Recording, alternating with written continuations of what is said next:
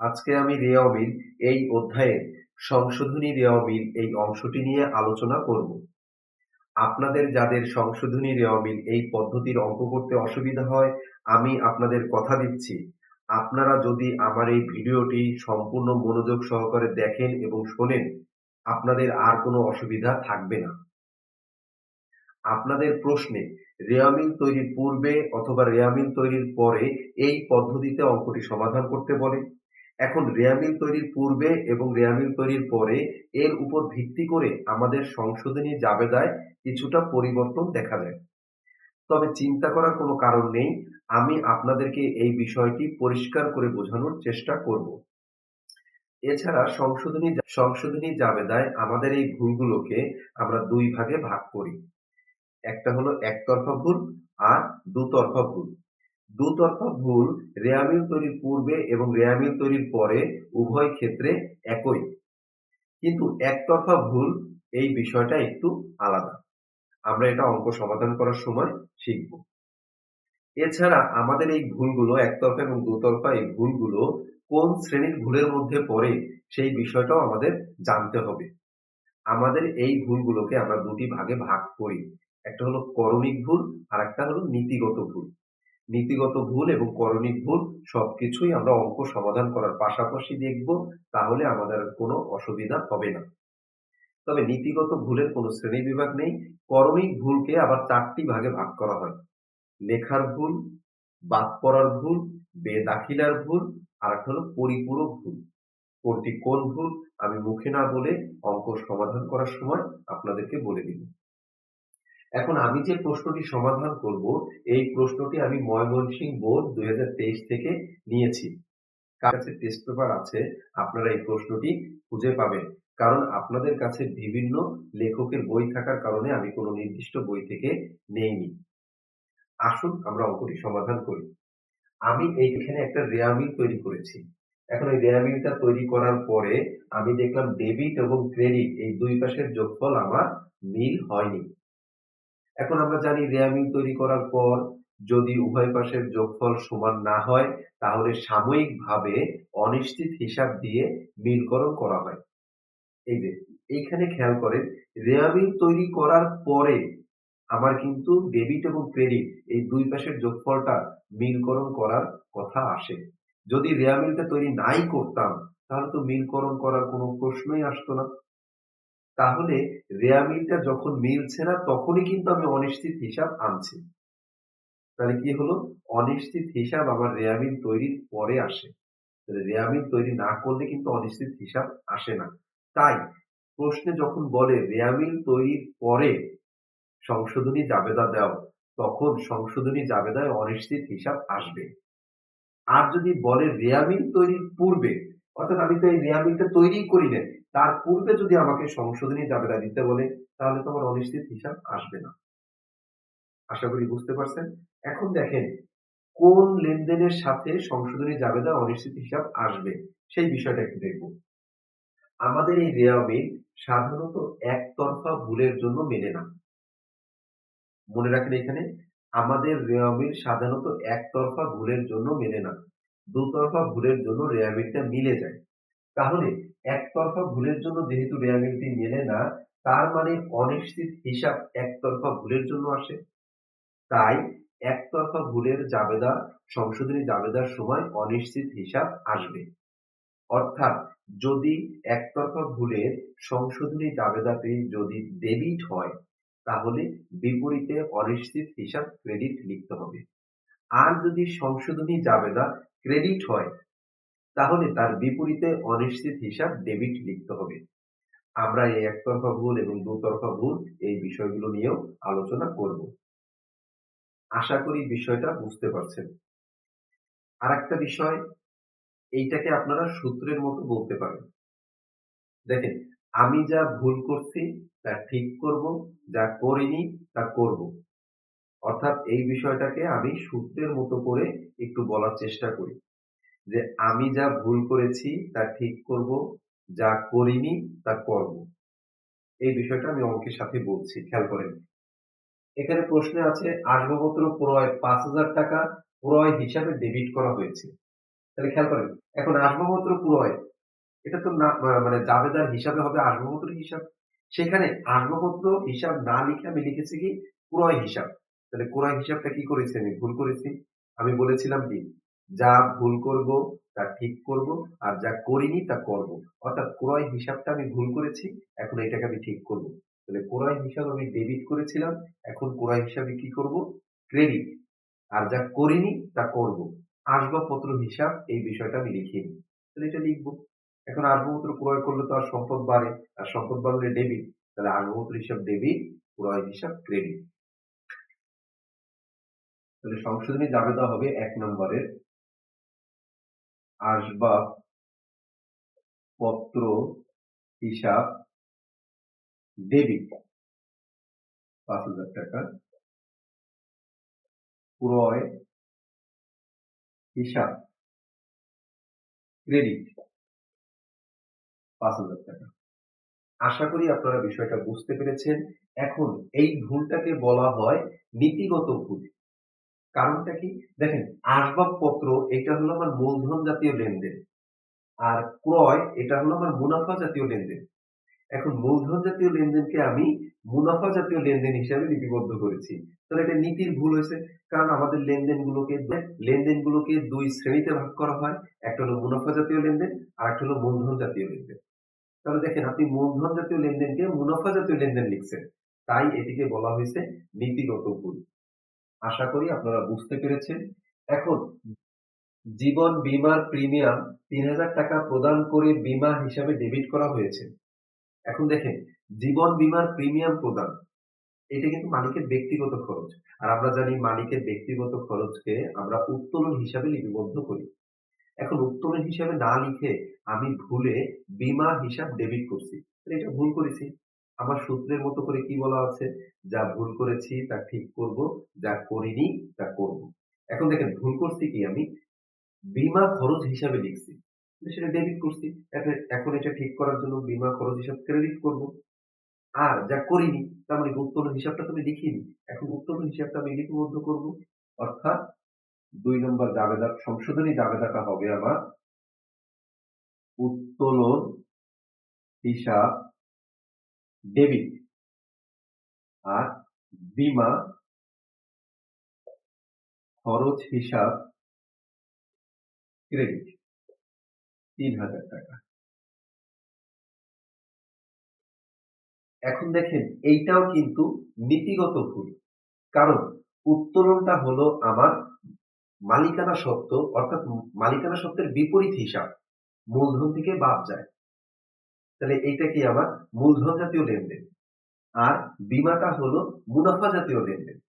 তাহলে মূলধন জাতীয় লেনদেনকে মুনাফা জাতীয় লেনদেন করা হয়েছে। তাহলে এটা নীতিগত ভুল হয়েছে। আশা করি আপনারা বুঝতে পারছেন। এরপর ৩ নম্বরে আছে বিক্রয় হিসাবের যোগফল ২৫০০ টাকা কম দেখানো হয়েছে। দেখেন আগের যে ভুলগুলো ছিল সেগুলো কিন্তু দুতরফা ভুল। যেমন আসবাবপত্রের জায়গায় ক্রয় লিপিবদ্ধ হয়েছে। উত্তোলনের জায়গায় বীমা খরচ লিপিবদ্ধ হয়েছে। তাহলে এগুলো কিন্তু দুতরফা ভুল। আর এই যে ৩ নম্বরটা আছে, ৩ নম্বর অর্থাৎ বিক্রয় হিসাবের যোগফল ২৫০০ টাকা কম দেখানো হয়েছে। শুধুমাত্র দেখেন বিক্রয় হিসাবের যোগফল কম দেখেছি। আর কিছু না কিন্তু। তাহলে এটাকে বলা হয়েছে একতরফা ভুল। আর আমরা জানি একতরফা ভুলের বিপরীতে অনিশ্চিত হিসাব আসে। এখন বিক্রয় হিসাবের যোগফল কম দেখানো হয়েছে। বিক্রয় কি? আমার আয়। আমরা জানি আয় বাড়লে আয় বৃদ্ধি পেলে ক্রেডিট। তাহলে বিক্রয় হিসাবের যোগফল কম দেখাইছি। এখন বিক্রয় হিসাবের যোগফলটা কি? বৃদ্ধি করে দেখাইতে হবে। তার মানে ক্রেডিট করতে হবে। বিক্রয় হিসাবটা কি? বিক্রয় বৃদ্ধি পেলে কি? ক্রেডিট। যেহেতু আমি বেশি দেখাবো এখন, তাহলে বেশি দেখাইতে হলে কি করতে হবে? বিক্রয় হিসাব ক্রেডিট। তাহলে তার বিপরীতে কি হবে? অনিশ্চিত হিসাব ডেবিট। অনিশ্চিত হিসাব ডেবিট, বিক্রয় হিসাব ক্রেডিট ২৫০০ টাকা। এটাকে বলা হয়েছে একতরফা ভুল এবং এটা হলো লেখার ভুল। দেখেন আমি ২৫০০ টাকা কম লিখেছি। তাহলে এটা আমার লিখতে ভুল হয়েছে। তাহলে এটাকে বলা হবে লেখার ভুল একতরফা। এরপরে পুরাতন আসবাবপত্র বিক্রয় ৬,৫০০ টাকা, আসবাবপত্র হিসাবে ৫,৬০০ টাকা লেখা হয়েছে। তাহলে আসবাবপত্র বিক্রয় করা হয়েছে ৬,৫০০ টাকা, সেইখানে ৫,৬০০ টাকা লেখা হয়েছে। তাহলে কি হলো, ৫,৬০০ অর্থাৎ ৪ আর ৫ ৯০০ টাকা আমরা কি কম লিখেছি। তাহলে এটা কি লেখার ভুল, যে কম বা বেশি লিখেছি, তাহলে এটা লেখার ভুল, এটা আমরা বুঝতে পারলাম। এখন দেখেন, আসবাবপত্র এটা কিন্তু আমার সম্পদ, যেহেতু বিক্রয় করেছি তাহলে সম্পদ চলে গেছে, আর সম্পদ কমে গেলে বা হ্রাস পেলে ক্রেডিট, তাহলে আসবাবপত্র হিসাব ক্রেডিট।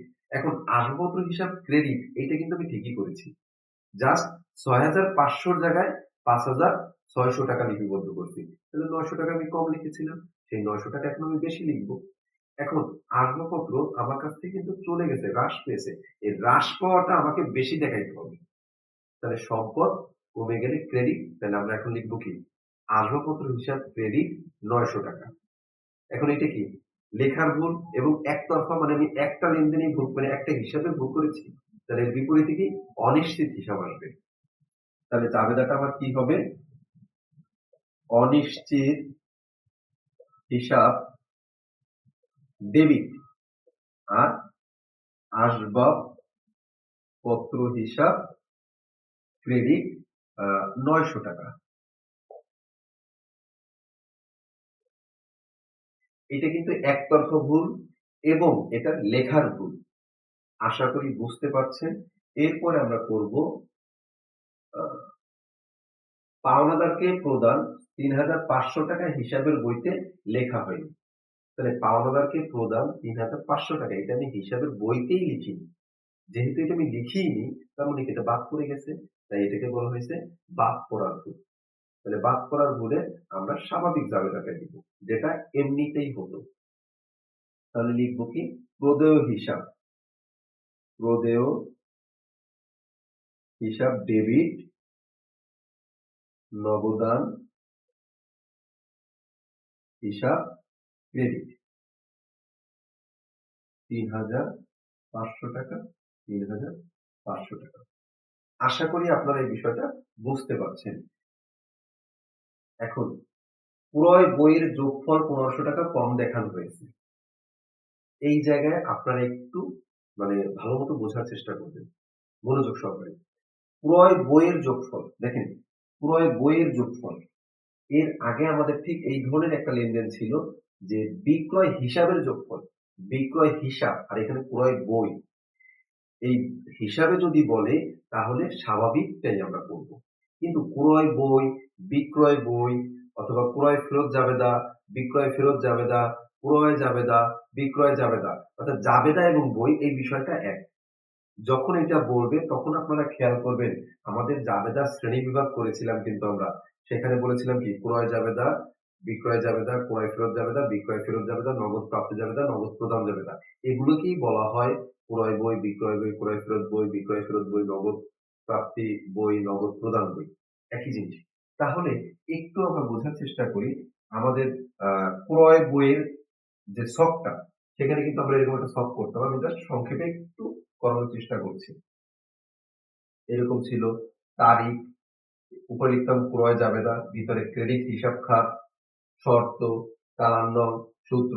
এইখানে জাবেদা করতাম ক্রয় হিসাব ডেবিট, আর প্রদেয় হিসাব ক্রেডিট। আমার মেইন বিষয়টা হলো, দেখেন ক্রয় বই, এই ক্রয় বইতে যদি আপনি কোনো টাকা কম লেখেন বা বেশি লেখেন, সেটা কিন্তু ক্রয় হিসাবের উপরও প্রভাব পড়বে, প্রদেয় হিসাবের উপরও প্রভাব পড়বে। অর্থাৎ একটা বিষয়ে ভুল করলে উভয় বিষয় প্রভাবিত হবে। তার মানে আমি বুঝাতে চাচ্ছি, আপনারা এখানে ক্রয় বইয়ের যোগফল ১৫০০ টাকা কম লিখেছেন। তার মানে এইখানে আপনি ১৫০০ টাকা, এই ১৫০০ টাকা কম লিখছেন। তার মানে কি আমার প্রদেয় হিসাবও ১৫০০ টাকা কম লেখা হয়ে গেছে। আশা করি বিষয়টা বুঝতে পারছেন। তাহলে সংশোধনী জাবেদা দিতে হলে আমাকে ১৫০০ টাকা কি করতে হবে এখন? বেশি দেখাতে হবে। যেহেতু কম দেখাইছি। এখন কম যেহেতু দেখাইছি, তার মানে এটা কম বা বেশি হলে এটা লেখার ভুল। এটা তো বুঝতে পারছেন। এখন এইখানে ভুল করাতে এটা কিন্তু দুতরফা ভুলে পড়ে গেছে।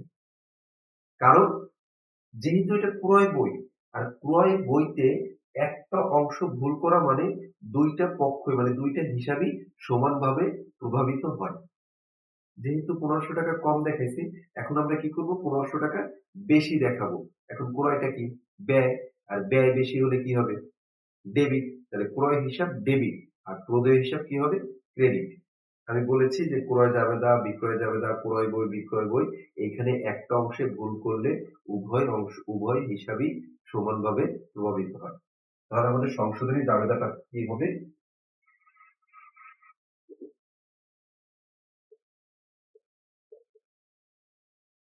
ক্রয় হিসাব ডেবিট ৳১৫০০। প্রদেয় হিসাব ক্রেডিট ৳১৫০০। আশা করি আপনারা বুঝতে পারছেন। এরপরও আমি বললাম যে আসলে একটি অঙ্কে সব বিষয়ে কথা বলা সম্ভব হয় না। তাই আমি চেষ্টা করব এর উপরে আপনাদেরকে কমপক্ষে ৩ থেকে ৪ টা ভিডিও দিতে, যার মধ্যে আমি সম্পূর্ণ বিষয় একদম পরিষ্কারভাবে ক্লিয়ার করব। তারপরে যদি আপনাদের বুঝতে কোনো অসুবিধা হয়, আপনারা আমাকে কমেন্টস এর মাধ্যমে জানাবেন। আমি চেষ্টা করব আরো সহজভাবে আপনাদেরকে বুঝিয়ে দেওয়ার। সবাইকে ধন্যবাদ। যারা চ্যানেল থেকে দেখবেন তারা চ্যানেলটি সাবস্ক্রাইব করবেন। আর যারা আমার পেজ থেকে দেখবেন লাইক, ফলো দিয়ে পাশে থাকবেন। সবাইকে ধন্যবাদ।